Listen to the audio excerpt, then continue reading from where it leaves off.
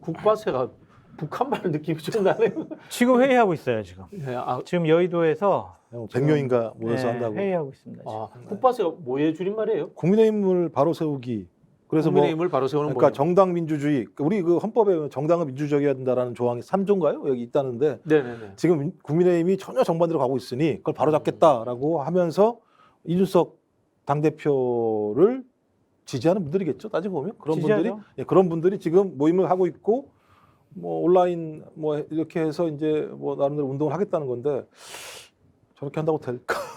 그러니까 이제 윤핵관들이 보면 아이, 저 어린애들이 모여가지고 뭘 해? 막 이런 거고 거기 모임을 주도적으로 하는 친구가 신인규 변호사라고 네. 예, 예. 그 이준석 당대표 때 이준석 대표 때 그 준수돈 대회 예, 대변인 대회 했던 네. 부대변인 나는 국대다에서 나는 국대다. 부대변인 하던 친구인데 가장 지금 열정적으로 활동하고 있고 현재 국민의힘에서 벌어지고 있는 비상식적인 일에 대해서 상당히 분노해하고 있습니다. 근데 지금 이제 김용태 최고위원이라든가 네. 정미경 최고위원은 이준석 대표에 대해서도 조금 자제해라. 지금 이 말씀을 하고 있는 상황이잖아요.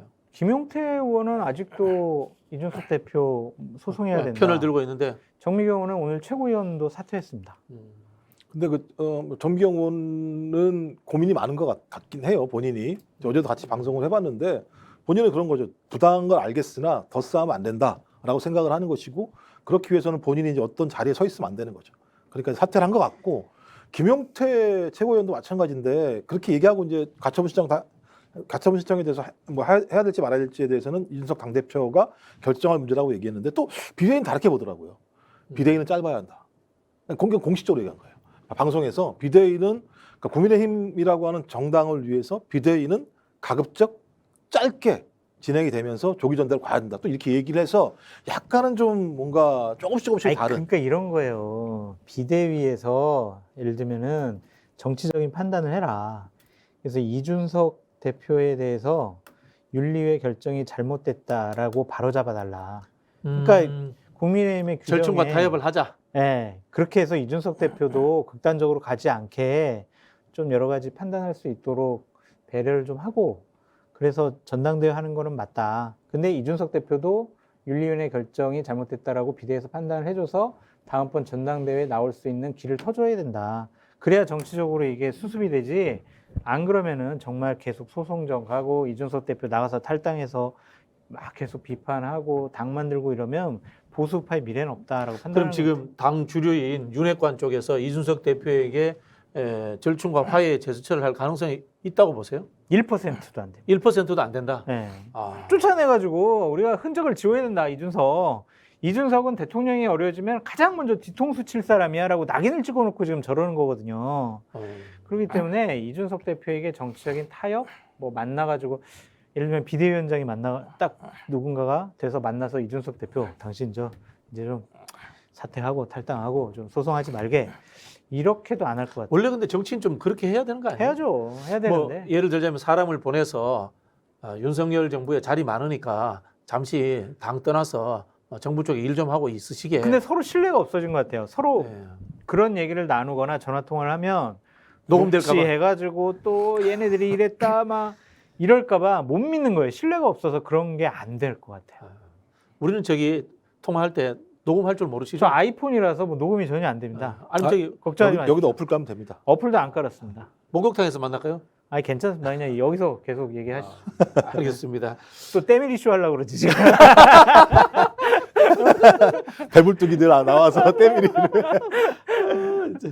그 이준석 대표를 지금 지지하는 분들 중에 네. 지역위원장이라든가 또 원외 정치인들 있잖아요. 김용태 최고위원도 지금 원외입니다. 네, 그렇죠. 원외고 정미경 전 의원도 최고위원도 이제 원외입니다. 네.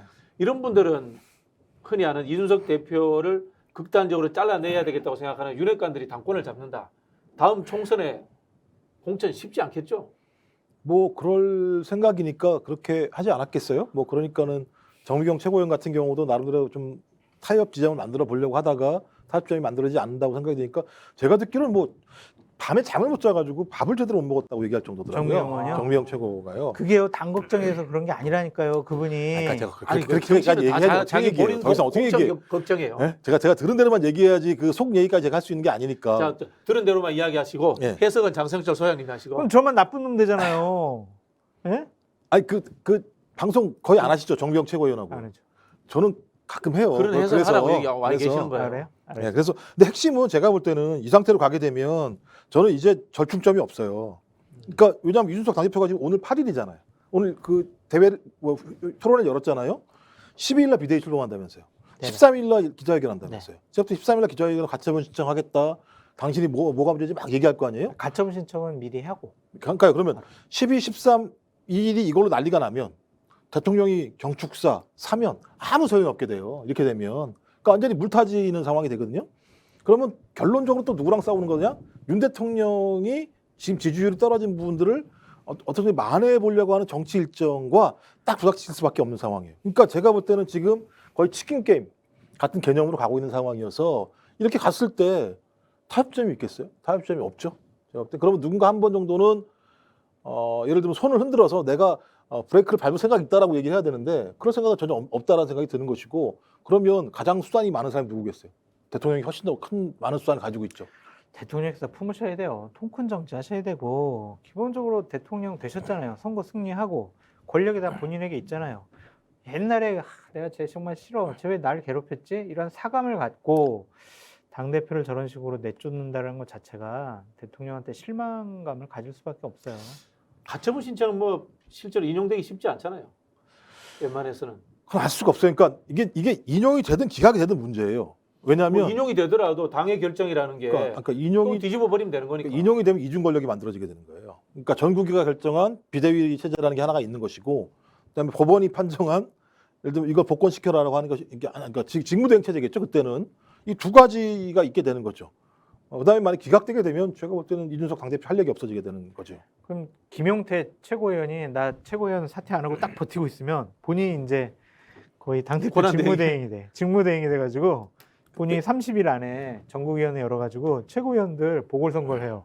그러면은 이제 내년 1월 달에 딱 이준석 대표가 복귀하는 시나리오죠. 근데 전국위에서 비대위를 결정하게 되면 끝나버리더라고요. 보니까요. 아니 끝나는데 네. 그 가처분 신청에서 만약 네. 이 비대위 체제가 절차상의 중대한 하자가 있어서 비대위 체제가 잘못됐다라고 규정을 내려버리면 비대위가 출범을 못하죠. 아니요. 아니, 그렇지 권성동 않을까요? 원내대표가 아니에요? 그만두질 않았잖아요. 저는 네. 원내대표가 하잖아요. 그럼 다 직무대행이면 권성동 원내대표가 대응 아니 올라오는 거죠. 근데 만약 법원에서 그 판정까지 나왔으면 권성동 원내대표가 원내표직을 지킬 수가 있냐고요. 그렇게 못 지키지. 되면은 제가 봤을 때는 어떻게 되냐면은 일단 권성동 원내대표가 직무대행을 다시 복귀를 하면서 왜냐하면 저기 그 규정상으로 뭐 서열상 그렇게 하면서 이 당원 당규를 완전 재개정하고 바꿔가지고 네. 후속 조치를 해버릴 것 같아요. 네. 그리고 본인은 이제 정치적으로 사퇴한다거나 이런 그렇죠. 식으로 해서 마무리할 것 같아요. 그러니까 예를 들면 지금 완전히 원내대표를 나락으로 그만뒀다면 가는 가능한 건데 원내대표 그만두지 않았기 때문에 직무대행 체제로 가게 되면 다시 직무대행이 되는 거예요. 그럼 다시 또 전국에 소집해서 그렇죠. 또 하면 되는 거예요. 그러니까 그렇죠. 그게 이제 이제 절차를 다시 갖추려고 네. 하겠죠. 선배님 말도 맞는데 제 말은 아니 소송에서도 졌는데 그 원내대표가 어떻게 가만히 있냐 직무대행 소송까지 왔는 상황이기 때문에 저는 어떻게 하든지 간에 이준석 대표가 복귀하는 것을 막을 것이라고 봐요. 아니, 그리고 그것도 정당의 맞는 역사라는 게 늘 그래 왔던 것 같아요. 그리고 서병수 전국위원장이 한 얘기가 있잖아요. 영이 서겠어요? 돌아오면? 그러니까 그럼 완전히 예를 들면 진짜 이중 권력이 만들어지게 되게 되는 것이고 당은 제가 볼 때 아무것도 할 수 없는 상황이 되는 거예요. 근데 이제 이 시점에서 결국은 이게 공천권 문제인데 보수 정당들이 지난 우리가 한 십몇 년간 보여준 공천 학살 시원하게 정말 제대로 하는 것 같더라고요. 자, 그러면은 다음에도 이 이준석계라든가 비윤이라고 표현해야 됩니까? 이런 쪽에 공천 학살이 있을 수도 있겠네요. 두 가지 경우로 나눠서 생각할 수가 있죠. 뭐 윤석열 대통령의 지지율이 좀 회복이 되고 국민의힘의 지지율도 회복이 돼서 집권 여당으로서 안정적인 모습을 보이면 윤석열 대통령은 본인들 사람 위주로 라인업을 꾸릴 거예요. 그럼 공천 학살이 일어날 수 있다. 그렇죠. 한동훈 심어야 될 거 아니에요. 좋은 자리 줘야 될 거 아니에요. 예, 스타 장관 만들어서 네. 국민의힘으로 밀어넣는다. 그렇죠. 원희룡 장관 같은 경우도 본인 배지 달겠지. 가만히 있겠냐고. 그러니까 그럴 경우에는 안정화가 되면은 완전히 윤핵관들의 당이 되는 것이고 만약 지지를 계속 지지부진하면 윤핵관들 물러나라부터 비대위 딱 해가지고 제일 먼저 윤핵관부터 치겠지. 장재원 안 줘, 권성동 안 줘, 이철규 안 대통령 줘, 탈당하라 이야기 나올 거고. 박수영 안 줘, 뭐 다 이렇게 되는 거죠. 근데 저는 후자의 좀 가능성이 더 높다라고 보여집니다. 근데 이제 후자를 되기 위해서는 결국은 당의 잠재적 대권 주자들이 좀 나서서 지금 지지율을 올려야 되는 측면이 있고요. 또 한편으로 보면은 중도적인 인사들 중에서 리더십을 가진 사람이 나와야 되거든요. 자, 거기에서 아니, 지금 그럴 우리가 필요도 없어요. 왜냐면 뭐 선배님 보셨지만 2016년에 총선에서 사전 여론조사에 의하면은 민주당, 그러니까 문재인 당대표가 있는 민주당이 여론조사에서는 뭐 100석도 못 얻는다 막 그랬었잖아요. 주류가 친문이었고 친노였는데도 본인이 이제 선거 이길 수 없다고 생각을 하니까 뭐 물러나잖아요. 본인 공천권 공천권 다 내려놔 내려놓고 버렸죠. 예. 김종인 비대위원장 주잖아요. 예. 전 그러한 현상이 이번에 국민의힘에 나타날 가능성이 높다라고 보여져요. 근데 그게 지금 당 대표를 뽑으면은 윤핵관 중에 누군가 될 거 아니에요. 안철수나 김기현 둘 중에 한 명이 되겠죠. 안철수나 네. 결국은 이 두 사람 다 윤핵관을 뒤에 업고 당 대표가 되려는 거잖아요. 근데 안철수랑 김기현은 다른 것 같아. 그러니까 안철수는 대권의 꿈이 있기 때문에 네. 자기가 윤핵관을 기반으로 해서 당대표가 되면은 나 윤핵관의 바지사장 말 잘 들어야지 아니면 지분을 좀 나눌까? 그거보다는 자기 체제로 꾸릴 것 같아요. 왜냐면 자기도 당대표 해봤으니까 이제 어떻게 하면은 당을 장악하는지 본인이 알 거예요. 그래서 네. 세력 균형 체제를 이루려고 하지 않고 자기 위주대로 하고 싶어 할 거고 김기현 의원은 정말 대중적인 인지도와 지도가 낮기 때문에 윤핵관 등에 업혀갈 수밖에 없어요. 그래서 대통령실에서는 한철수 못 믿겠어. 또 뒤통수 치는 거 아니야? 그런 생각을 좀 갖고 있다고 하더라고요. 안철수 의원이 그런 실력이 있다라고 생각하지 마십시오. 네. 그러면 혹시나 안철수 의원이 당 대표가 되면은 안철수 의원과 가까운 장제원 의원이 사선 간호가 될 수도 있겠네요. 그럴 수가 있죠. 그러니까 그게 포인트인 것 같아요. 안철수 의원이 실력은 없지만, 집권 여당에 이제 차기 공천권을 갖는 사람이다 그러면은 몰래 뒤에 가서 줄 서는 사람들 엄청 많잖아요. 그렇죠. 그러니까 그런 사람들로 친안개들이 당을 장악할 수밖에 없다.